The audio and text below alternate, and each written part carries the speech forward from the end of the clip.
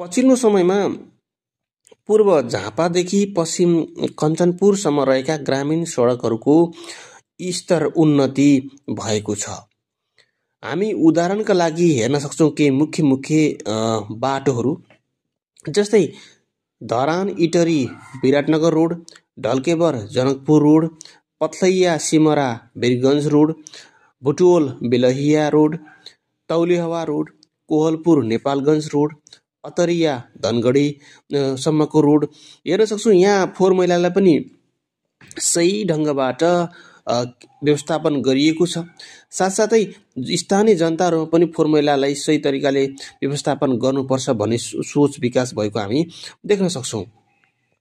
यो भिडियोमा तपाईँले देख्न सक्नुहुन्छ, यो ढल्केबरदेखि जनकपुरसम्म जाने रोडको भिडियो हो। यो बेलुकाको समयमा बनाइएको थियो, साथै अँधेरो भइसकेपछि पनि बनाइएको थियो।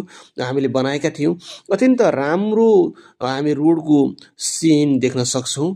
अत्यन्त राम्रो सिन रहेको छ। साथै तपाईँले पछिल्लो समयमा तपाईँको घर अगाडि रहेको ग्रामीण सडकको स्तर उन्नति भएको पाउनु भएको छ या छैन, तपाईँको विचार यहाँले राख्न सक्नुहुन्छ। कस्तो छ तपाईँको घर अगाडि जस्तो थियो हिजो त्यस्तै छ या केही परिवर्तन भएको यहाँले पाउनु भएको छ? आफ्नो विचार व्यक्त गरिदिनु होला। हस् त, आजलाई